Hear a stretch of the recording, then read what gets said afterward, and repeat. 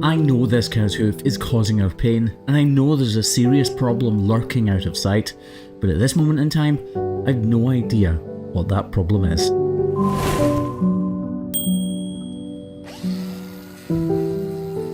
You can tell straight away that this cow's feet have been trimmed fairly recently, within the last couple of months at least.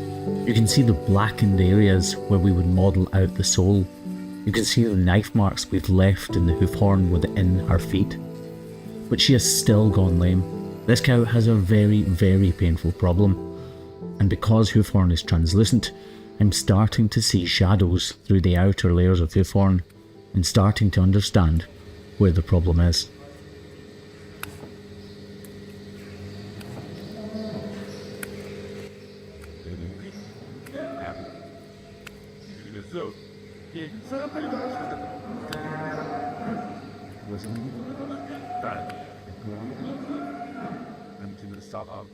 A hole in the middle of this cow's sole is beginning to appear, but this cow is exceptionally lame, and I don't think that's the extent of her problems. I think there is much more yet to be uncovered.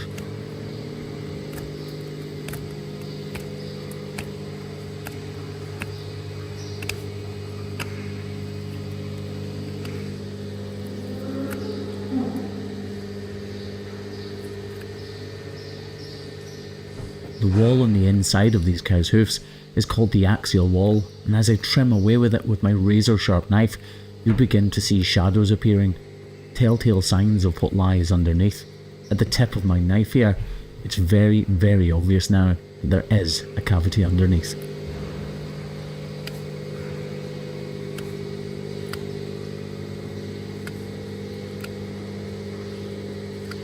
The extent of this first cavity is beginning to be unveiled, but deep down I know a cavity in a problem like this could not cause the pain we saw this cow walk in with. I swap my knife so that I can strip the layers of hoof horn away in an upward motion. There is definitely a lot more to this lesion than meets the eye at this point. The yellowness of the hoof horn is a telltale sign that at some point the corium has been inflamed and serums from the cow's body have penetrated the hoof horn as it's being formed, staining it that rich yellow colour.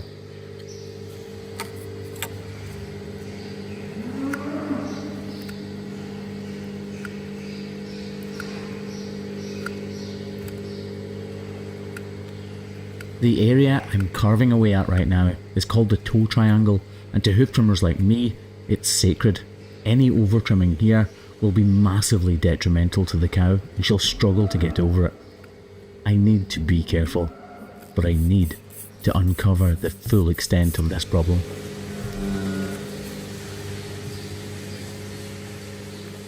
It looks like we've just about finished.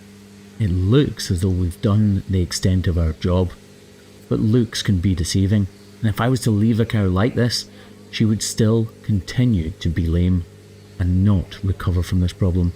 I need to go substantially further.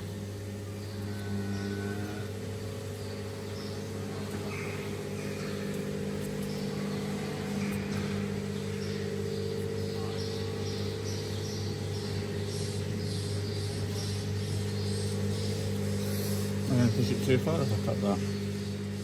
These are the moments that make the difference. These are the moments you make mistakes. These are the moments where a second opinion really counts.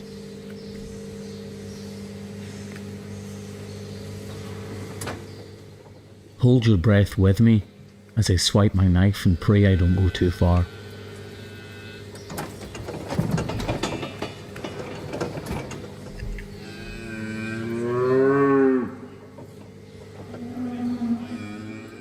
It's uncomfortable for her.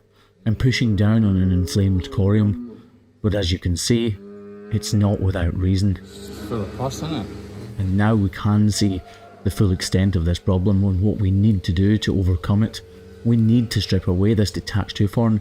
It looked as though we were just about finished, but had we left it like that, this cow would still be in serious pain and discomfort. Quite handy having Craig here filming because he can give me a second opinion. I'm not sure if you could hear him there. I was asking him if he thought I should go further. Sometimes in hoof trimming, just as in life, It can be difficult making decisions, knowing where to stop or knowing when to continue. In the case of this cow, I'm really glad that we did continue because we've made a huge difference to her levels of comfort. We've set her back on the road to recovery, and she will feel miles better because of this trim. This block is going to take the vast majority of the weight away from that sore and affected claw.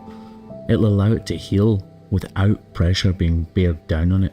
We just need to remove the remainder of that hoof horn that is round about the lesion so that there are no hard edges and places for dirt and manure to be collected. Then we spray it with iodine, wrap it with salicylic acid, and that wrap should stay on for a few days before falling off or being removed by the farmer, when hopefully this cow is feeling much better.